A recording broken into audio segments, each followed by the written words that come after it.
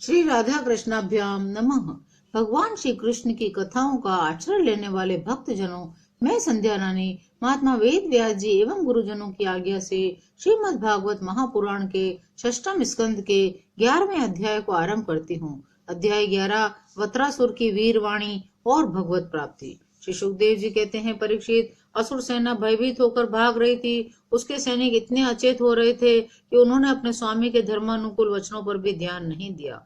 वत्रासुर ने देखा कि समय की अनुकूलता के कारण देवता लोग असुरों की सेना को खदेड़ रहे हैं और वह इस प्रकार छिन्न भिन्न हो रही है मानो बिना नायक की हो। राजन, यह देखकर वत्रासुर असहिष्णुता और क्रोध के मारे तिल मिठा उठा। उसने बलपूर्वक देव सेना को आगे बढ़ने से रोक दिया और डांट कर ललकारते हुए कहने लगा, शूद्र देवताओं, रणभूमि में पीठ दिखाने वाले कायर असुरों पर पीछे से प्रहार करने में क्या लाभ है? ये लोग तो अपने माँ बाप के मल मूत्र हैं, परंतु अपने को शूरवीर मानने वाले तुम्हारे जैसे पुरुषों के लिए भी तो डरपोकों को मारना कोई प्रशंसा की बात नहीं है और न इससे तुम्हें स्वर्ग ही मिल सकता है।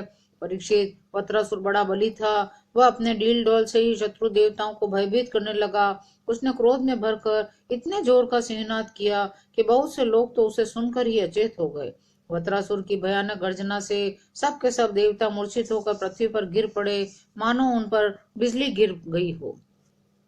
अब जैसे मदोन्मत्त गजराज नरकट का वन रोन डालता है, वैसे ही रण बांकुरा वत्रासुर हाथ में त्रिशूल लेकर भय से नेत्र बंद किए हुए पड़ी हुई इस देवसेना को पैरों से कुचलने लगा। उसके वेग से धरती डगमगाने लगी। वज्रपाणी देवराज इंद्र उसकी यह करतूत सह न सके। जब वह उनकी ओर छपटा, तब उन्होंने भी चिढ़कर अपने शत्रु पर एक बहुत ही बड़ी गदा चलाई। राजन, परम पराक्रमी वत्रासुर ने क्रोध से आग बबूला होकर उसी गदा से इंद्र के वाहन ऐरावत के सिर पर बड़े जोर से गरजते हुए प्रहार किया। उसके इस कार्य की सभी लोग बड़ी प्रशंसा करने लगे। वत्रासुर की गदा के आघात से ऐरावत हाथी वज्राहत पर्वत के समान तिल मिला उठा। सिर फट जाने से वह अत्यंत व्याकुल हो गया। खून उगलता हुआ इंद्र को लिए हुए ही 28 हाथ पीछे हट गया। जब वत्रासुर ने देखा मेरे भाई विश्व रूप का वध करने वाला शत्रु इंद्र युद्ध के लिए हाथ में वज्र लेकर फिर सामने आ गया है, तब उसे उनके उस पाप कर्म का स्मरण हो आया। वह शोक और मोह से युक्त होकर हंसता हुआ उनसे कहने लगा, देवराज इंद्र, आज मेरे लिए बड़े सौभाग्य का दिन है कि तुम्हारे जैसा शत्रु, जिसने विश्व रूप के रूप में ब्राह्मण, अपने गुरु एवं मेरे भाई की हत्या की है, मेरे सामने खड़ा है। अरे दुष्ट, अब शीघ्र से शीघ्र मैं तेरे पत्थर के समान कठोर हृदय को अपने शूल से विदीर्ण करके भाई से उऋण होऊंगा। आहा, यह मेरे लिए कैसे आनंद की बात होगी।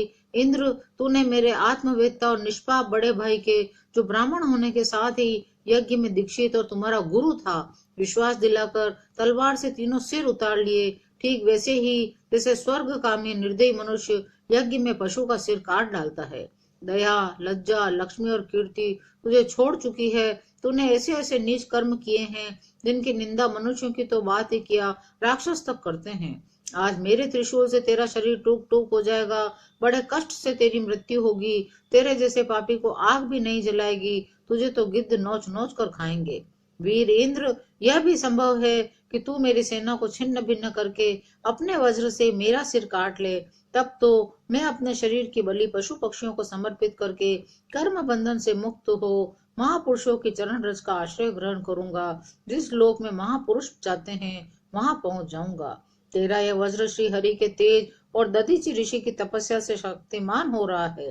विष्णु भगवान ने मुझे मारने के लिए तुझे आज्ञा भी दी है, इसलिए अब तो उसी वज्र से मुझे मार डाल, क्योंकि जिस पक्ष में भगवान श्री हरि हैं, उधर ही विजय, लक्ष्मी और सारे गुण निवास करते हैं। देवराज, भगवान शंकरशन के आज्ञा अनुसार मैं अपने मन को उनके चरण कमलों में लीन कर दूंगा। तेरे वज्र का वेग मुझे नहीं, मेरे विषय भोग रूपी फंदे को काट डालेगा। मैं शरीर त्याग कर मुनि जनोचित गति प्राप्त करूंगा। इंद्र, हमारे स्वामी अपने भक्त के अर्थ, धर्म एवं काम संबंधी प्रयास को व्यर्थ कर दिया करते हैं, और सच पूछो तो इसी से भगवान की कृपा का अनुमान होता है, क्योंकि उनका ऐसा कृपा प्रसाद अकिंचन भक्तों के लिए ही अनुभव गम्य है, दूसरों के लिए अत्यंत दुर्लभ है। भगवान को प्रत्यक्ष अनुभव करते हुए वत्रासुर ने प्रार्थना की, प्रभु, आप मुझ पर ऐसी कृपा कीजिए कि अनन्य भाव से आपके चरण कमलों के आश्रित सेवकों की सेवा करने का अवसर मुझे अगले जन्म में भी प्राप्त हो। प्राण वल्लभ, मेरा मन आपके मंगलमय गुणों का स्मरण करता रहे, मेरी वाणी उन्हीं का गान करे और शरीर आपकी सेवा में ही संलग्न रहे।